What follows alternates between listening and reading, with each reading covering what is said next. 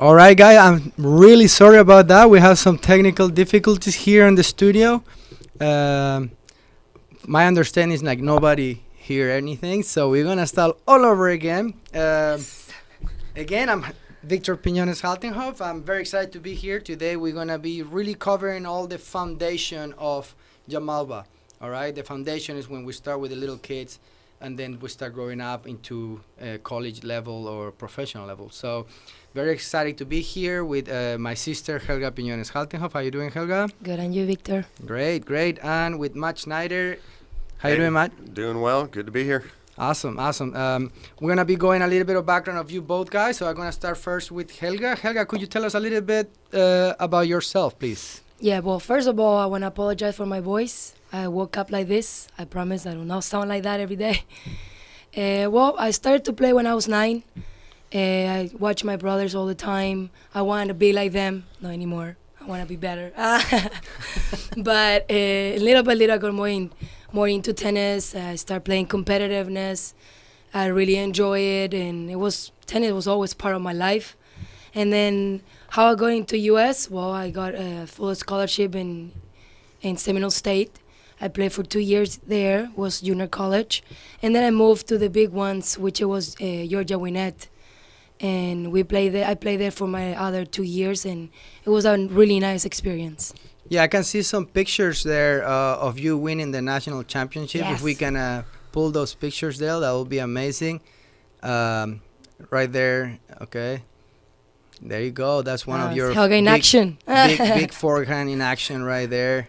That's it, Ru, holding that trophy. That trophy right there, I know that means a lot for you. That's like finally something good happening out of tennis after many years of working. Yes. So, all right, awesome. Coach Matt, please tell us a little bit about yourself. I mean, we met like about 15 years, no, 13 years ago, 12 years ago, something like that. Somewhere And you've been with Giammalva family way longer than me, actually. So Yeah. Please tell us a little bit about yourself. Well, I grew up playing all sorts of sports. Soccer, football, basketball, and track were my main ones. Tennis was the last sport I picked up. I did it when I started playing. I was about 13.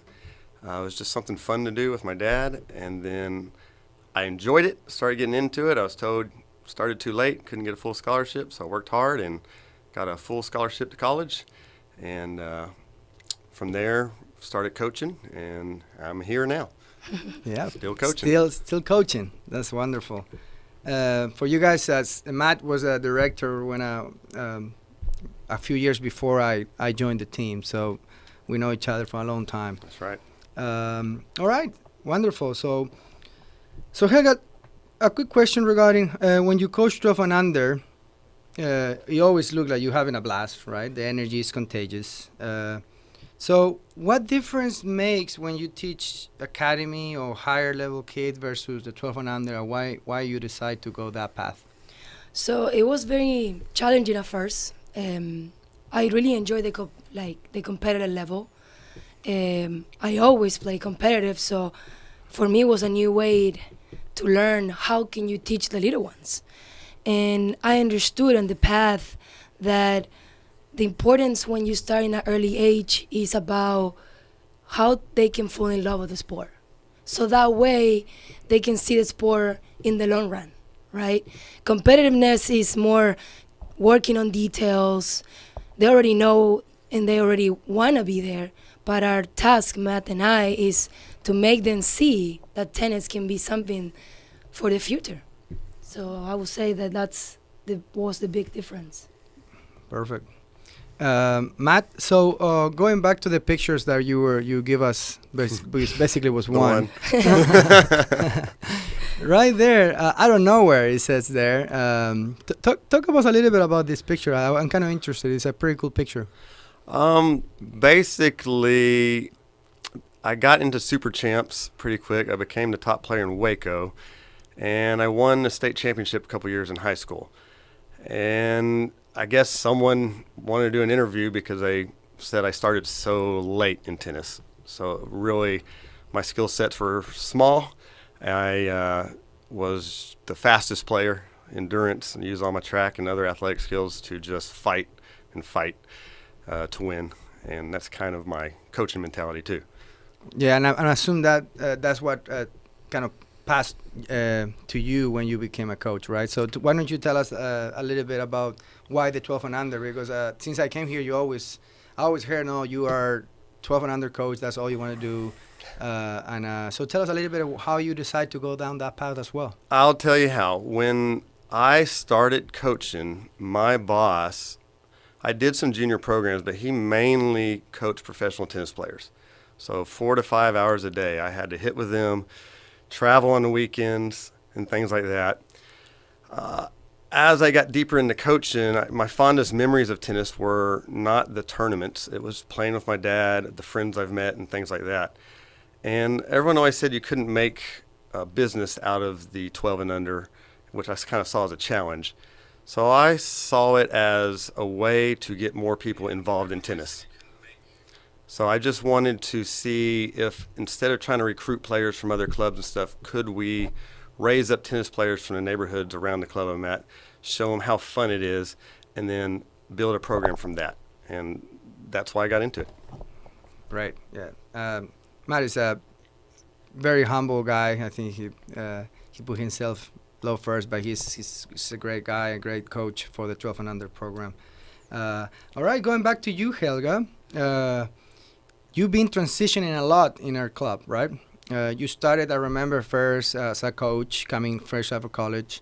Then you transitioned to my assistant director for a little while. Then you became a 12 and under co-director with Matt. Now, of course, you're part owner of all this family, right?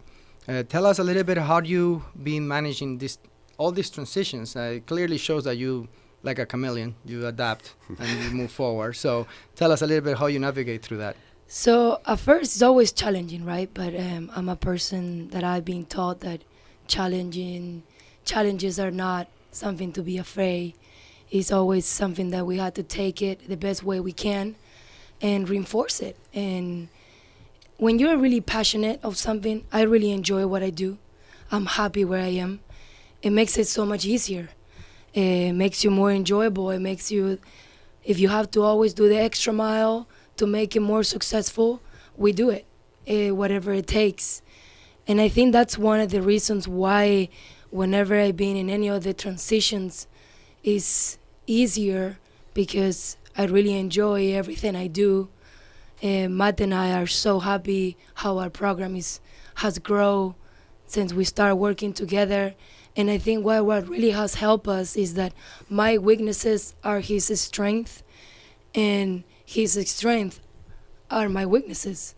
So that has made us the perfect match. And that's why our program is so successful now.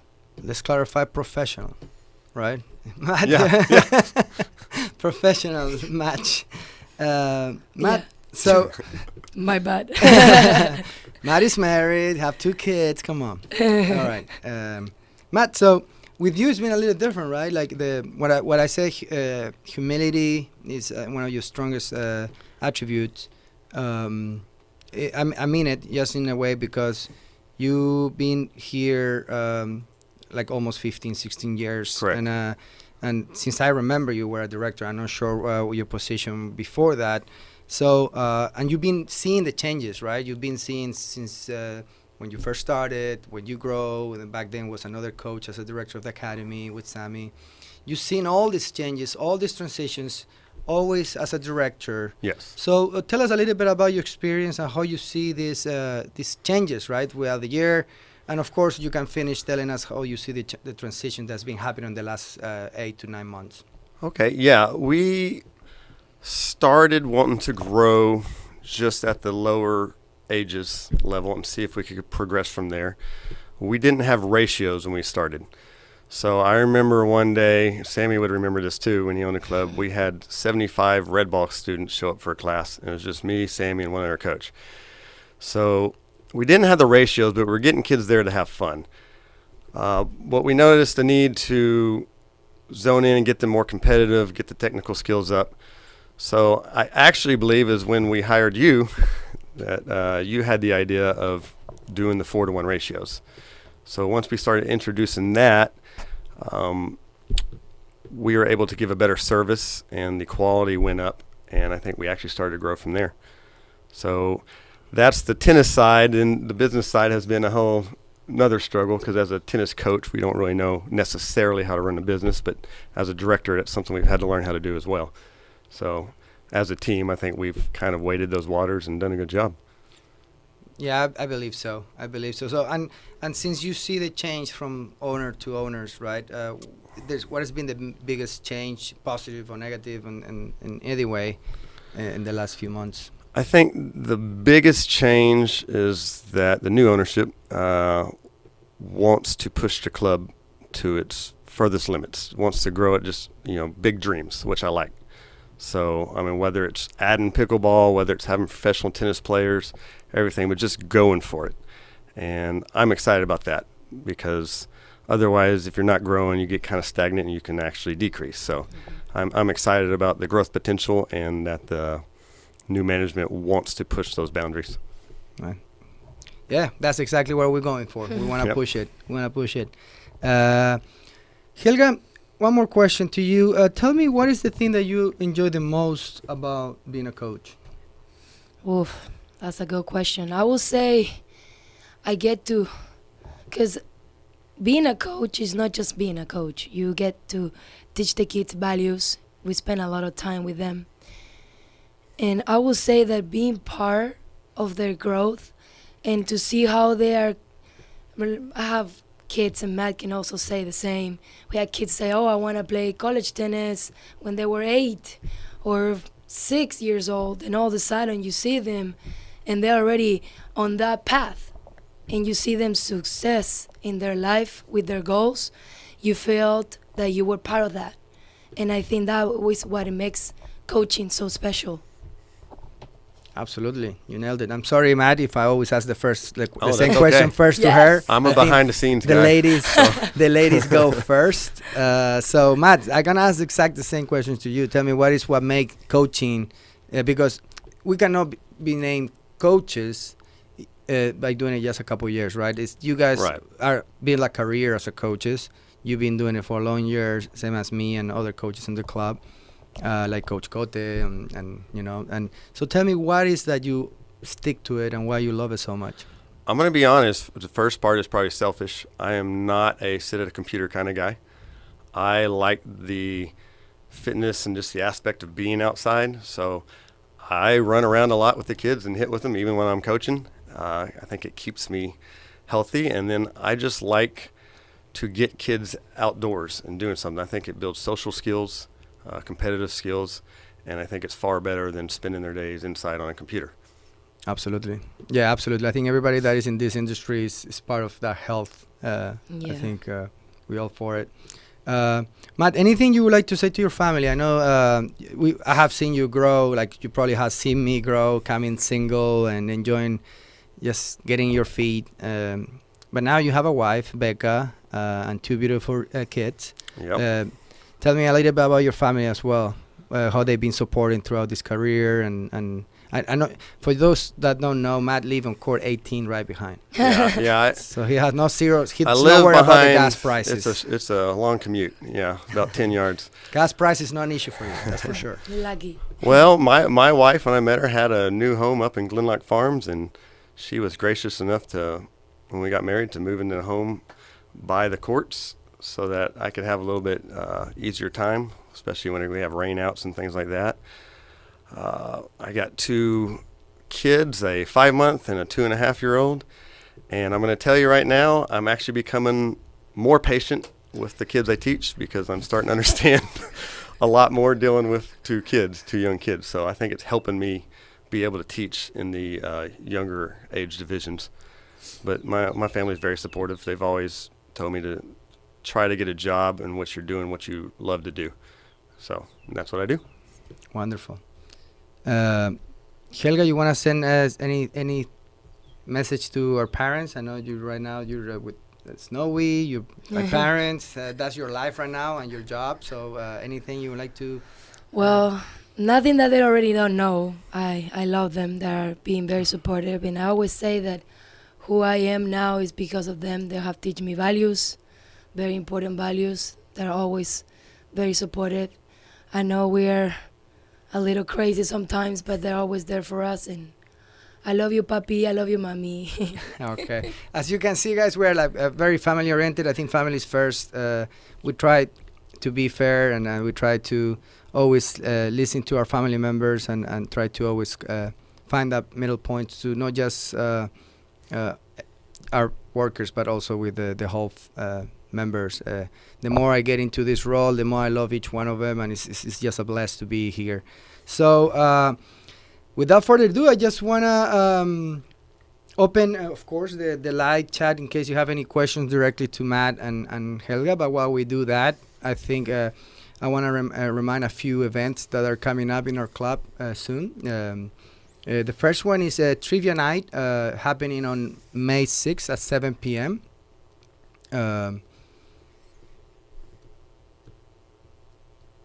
That you're gonna be able to see that flyer right away there. There you go. So we're gonna be having a beer plus pizza special.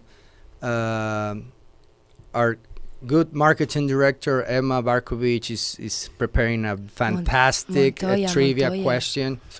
Sorry, Emma Montoya. She's married now. We're gonna have some cool trivia questions. It's gonna be a fun night. The winner is gonna get some nice award credit on the bar. The wine bar is not officially open yet, but this is kind of like a pre-opening kind of deal. Bring your families, bring your friends, have some good drinks, have fun in our beautiful wine garden area. That is, it's been a slam dunk so far. Everybody's loving it. I think everybody's enjoying that area. Our next event coming up is the following weekend. It's pickleball tournament. That day is gonna be crazy. That day we're gonna have a pickleball tournament started in the morning. We're gonna have two different divisions. We're gonna have division A and B. A for advanced, B as for intermediate. One draw is gonna start playing in the morning, the other draw in the afternoon. So that way you're gonna have two matches on each day. The winner of this tournament in the competitive division, the A draw, is going to get 2 tickets for the Texans, guys. So don't miss it. Wow, that's awesome. Don't miss it. I know Matt likes to play pickleball, so hopefully he bring his friends. True. You can sign out with Becca. We'll see if we have time with our 2 kids. Also, the same day, if you want to hang out all day in our club, then we're going to be having the wine bar opening. That's when we officially open the doors for the wine bar. We're going to be opening after that day. We're going to be open 3 days a week in the evenings from 6 to 10, Thursday, Friday, Saturdays. And as we continue growing and there's more volume of people coming and know about us, we're going to open more days. We're going to have a variety of red wines, white wines. You're going to take home a customized glass where you're gonna be doing the testing at that day. And if you book early enough a table of 8 people, you're gonna get a complimentary cheese board for the table. So don't miss that one. Wow. And so that May 14th is gonna be a busy day. So Nice. Don't miss those next coming up events. And to finalize, anything else you would like to add? We're going to put now the flyers for the 12 and under. I know summer is huge for us. It's super busy, super fun.